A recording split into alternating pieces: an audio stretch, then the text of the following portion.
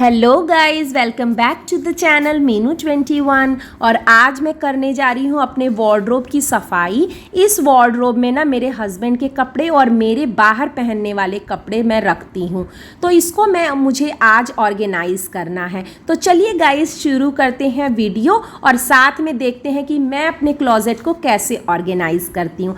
तो let's start the video.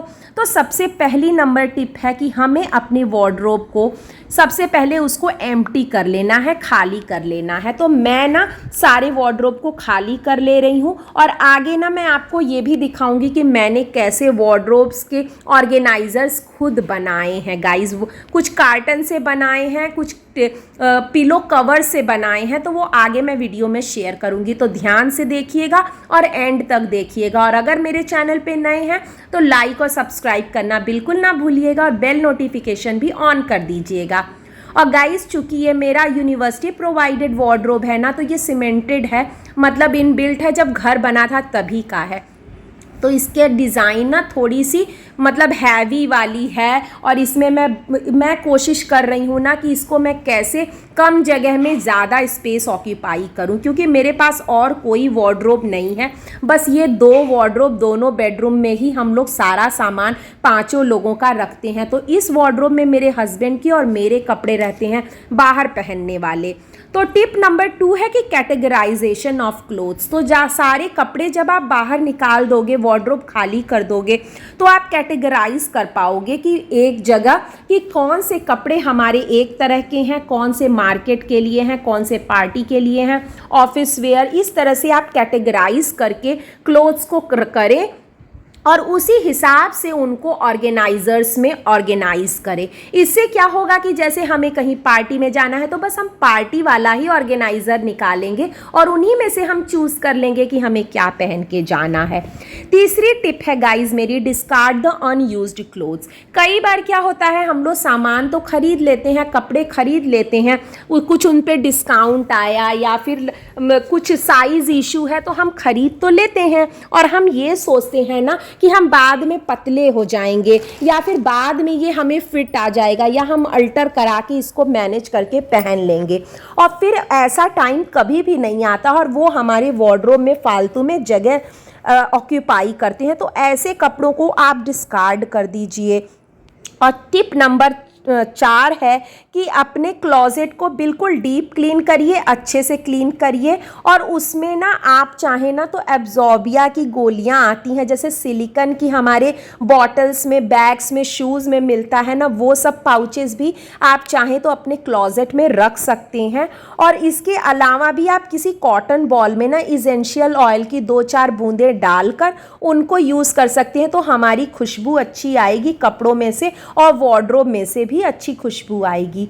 और अब चलते हैं गाइस कुछ ऑर्गेनाइजर्स को ऑर्गेनाइज करना। ये विजिबल साइड है और वॉलपेपर लगाने से क्या होता है ना, उसको आप अच्छे से वाइप आउट कर सकते हैं। और ऊपर मैंने मास्किंग टेप लगा दिया है। और मैंने नेक्स्ट ये कार्टन है, इसको मैं अपने एक कुर्ती थी मेरी कॉटन की, उससे मैं इसको कवर करके ऑर्गेनाइजर बनाने वाली हूँ। और आगे चल के मैं आपको गाइज ये भी दिखाऊंगी कि मैं कैसे ना पिलो कवर से कैसे ऑर्गेनाइजर बना रही हूँ। तो टिप नंबर 5 है, चूज़ हैंगर्स। हैंगर्स आप अपने कपड़ों के हिसाब से ही चूज़ करें। जैसे कि बच्चों के कपड़ों के लिए अलग हैंगर आते हैं, साड़ीज़ के लिए अलग हैंगर आते हैं, हैवी क्लोथ्स के लिए जैसे सूट्स वगैरह जो आदमियों के, जेंट्स के रहते हैं, उनके लिए अलग हैंगर आते हैं। तो हमें उसी के अकॉर्डिंग हैंगर्स को चूज़ करना है। हमारी टिप नंबर 6 है कि keep in organisers in stacked manner. मतलब किसी भी कपड़ों को अगर आप एक के ऊपर एक अगर बिना ऑर्गेनाइजर के भी तह लगा के रखेंगे ना, तो वो हमारे कपड़ों की तह बिगड़ती नहीं है, चाहे वो आप निकालिए, चाहे जैसे भी उसको हैंडल करिए। और अब मैं ये देखिए गाइस पिलो कवर से ना कैसे ऑर्गेनाइजर बना रही हूँ, क्योंकि ये मेरा पिलो कवर पुराना हो गया और एक साइड से ना फट गया है। तो मैं एक पोर्शन इसका काट के निकाल लूँगी और फिर जो एक तरफ का पोर्शन है उसको ना उसी पिलो कवर की तरह स्क्वायर शेप में बना लूँगी और ये हमारा सस्ता सा साड़ी कवर जैसा बन जाएगा, जिससे हम अब चाहिए तो आप इसमें साड़ियाँ भी रख सकते हैं, सूट वगैरह, दुपट्टा वगैरह कुछ भी चाहें तो इसमें ईजिली रख सकते हैं। तो चलिए आप लोग देखिए। और नेक्स्ट मेरी टिप है कि यूज़ सेपरेट ऑर्गेनाइज़र्स। जैसे कि हमें हर कपड़ों के लिए ना सेपरेट ऑर्गेनाइज़र्स यूज़ करने चाहिए। जैसे पार्टी वियर क्लोथ्स के लिए अलग ऑर्गेनाइज़र्स, हमें ऑफिस के लिए अलग ऑर्गेनाइज़र्स। तो ऐसे हमारे कपड़े मिलेंगे नहीं और हमारे समय और टाइम की और हमारे मतलब टाइम की भी बचत होगी और हमें बहुत ज़्यादा भाग दौड़ भी नहीं करना पड़ेगा और मेंटल प्रेशर भी नहीं रहेगा। और फिर हमारे टिप नंबर 8 है कि यूटिलाइज द डोर स्पेस। कई बार क्या होता है गाइज, हम अपने डोर स्पेस को इग्नोर कर देते हैं, लेकिन आजकल तरह तरह के हैंगर्स, हुक्स आते हैं। कई तो ऐसे होते हैं जो आप कील की मदद से लगा सकते हैं, कई होते हैं बस चिपकाने वाले होते हैं जिनमें हमें कोई भी एफर्ट नहीं करना है। उसमें आप चाहें तो आपके कैप्स हो गए, टाइज हो गए, सॉक्स, हैंकीज़, ये सब ऑर्गेनाइज करके रख सकते हैं।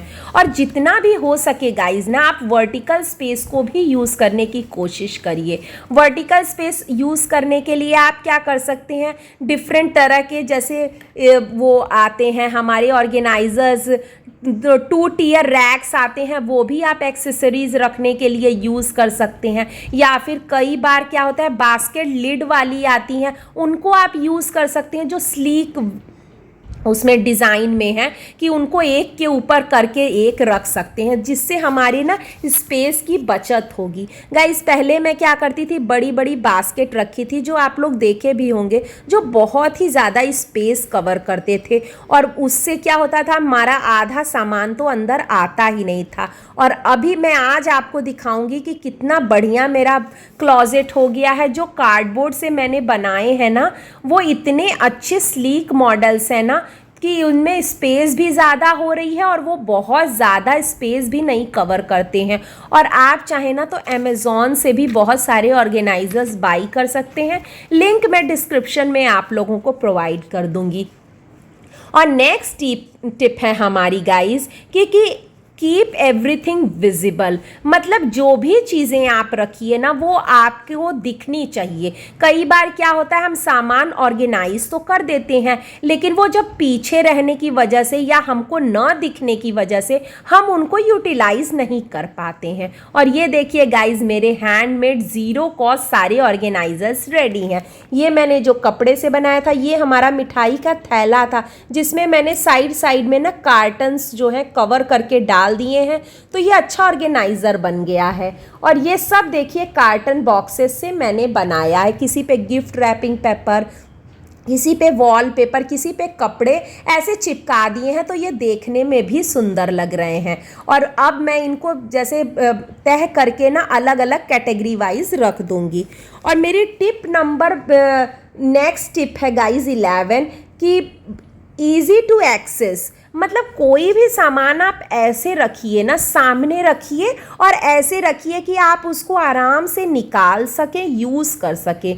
कई बार क्या होता है कि हम डेली यूज़ की जो चीज़ें हैं बिल्कुल ऊपर डाल देते हैं, ऊपर के सेक्शन में डाल देते हैं, तो जो अब हमारा हाथ नहीं पहुंचता है या हमारी रीच से दूर होता है, हमें विजिबल नहीं होता है, तो हम उन कपड़ों को यूटिलाइज नहीं कर पाते हैं, पहन नहीं पाते हैं। और कई बार तो वो क्या होता है, कई सालों तक पड़े रह जाते हैं और हम उनको देख भी नहीं पाते हैं।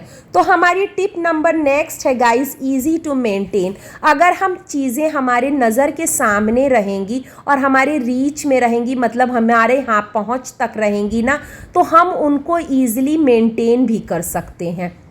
और जब चीज़ें हमें दिखेंगी नहीं, बिल्कुल पीछे कोने में पड़ी हैं, तो हम उनको मेंटेन भी नहीं कर सकते। और गाइज़ ये देखिए, मैं अपने हैंड बैग्स को कैसे रखती हूँ कि इनके जो स्ट्रैप्स हैं ना, मैं उनको निकाल के फोल्ड करके उनके पर्स के अंदर ही रखती हूँ। और पर्स में कोशिश करती हूँ कि जो भी आपके हैंड बैग के संग जो अंदर फिलर्स आए हैं ना, उनको फेंकिए नहीं। और जो उनके थैलियाँ भी आई हैं जिनमें वो हैंड बैग्स आए हैं ना, उन्हीं में करके आप एक जगह रखिए, तो जिससे क्या होता है उनमें मॉइस्चर भी नहीं लगता है और उनकी शेप भी बनी रहती है। मैं तो यही आइडिया अपनाती हूँ गाइस, और ये मेरे कुछ मतलब डेली यूज़ के मार्केट और ऐसे जाने वाले कपड़े हैं। और ये देखिए मेरा फाइनल लुक, और कितनी ज़्यादा स्पेस अभी भी बची हुई है गाइस मेरे वार्डरोब में। और ये देखिए डोर को मैंने कैसे यूटिलाइज़ किया है।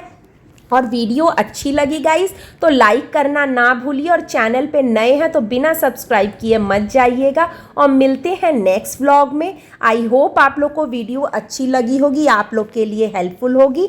And thank you for watching, bye.